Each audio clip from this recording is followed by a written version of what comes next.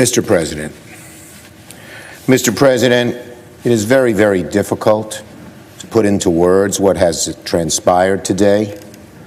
I have never lived through or even imagined an experience like the one we have just witnessed in this Capitol.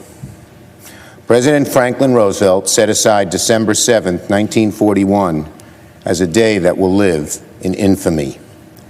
Unfortunately, we can now add January 6th, 2021, to that very short list of dates in American history that will live forever in infamy. This temple to democracy was desecrated, its windows smashed, our offices vandalized. The world saw Americans' elected officials hurriedly ushered out because they were in harm's way. The House and Senate floors were places of shelter until the evacuation was ordered, leaving rioters to stalk these hallowed halls. Lawmakers and our staffs, average citizens who love their country, serve it every day, feared for their lives. I understand that one woman was shot and tragically lost her life. We mourn her and feel for her friends and family. These images were projected to the world. Foreign embassies cabled home their home capitals to report the harrowing scenes at the very heart of our democracy. This will be a stain on our country, not so easily washed away. The final, terrible, indelible legacy of the 45th President of the United States, undoubtedly our worst. I want to be very clear.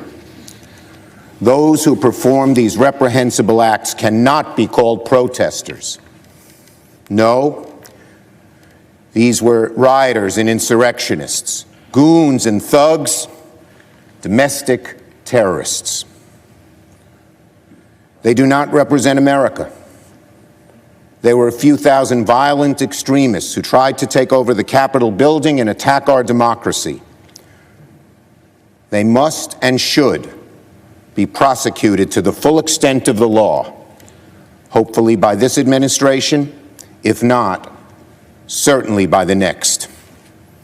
They should be provided no leniency. I want to thank the many of the Capitol Hill Police and Secret Service and local police who kept us safe today and worked to clear the Capitol and return it to its rightful owners and its rightful purpose.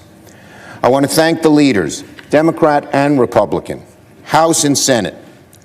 It was Speaker Pelosi, Leader McConnell, Leader McCarthy, and myself who came together and decided that these thugs would not succeed, that we would finish the work of that our Constitution requires us to complete in the very legislative chambers of the House and Senate that were desecrated, but we know always belong to the people and do again tonight.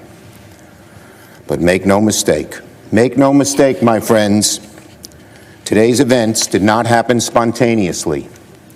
The president who promoted conspiracy theories that motivated these thugs, the president who exhorted them to come to our nation's capital, egged them on.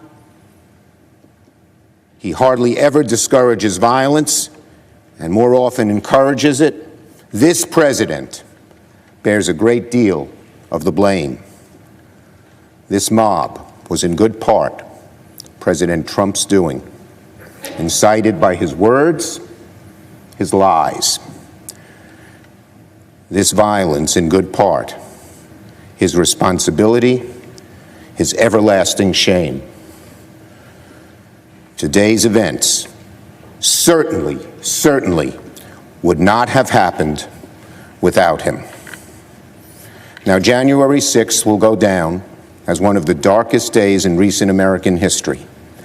A final warning to our nation about the consequences of a demagogic president, the people who enable him, the captive media that parrots his lies, and the people who follow him as he attempts to push America to the brink of ruin. As we reconvene tonight, let us remember, in the end, all this mob has really accomplished is to delay our work by a few hours. We will resume our responsibilities now, and we will finish our task tonight.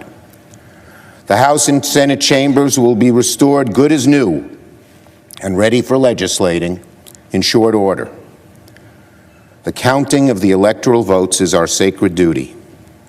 Democracy's roots in this nation are deep, they're strong, and they will not be undone, ever, by a group of thugs. Democracy will triumph, as it has for centuries.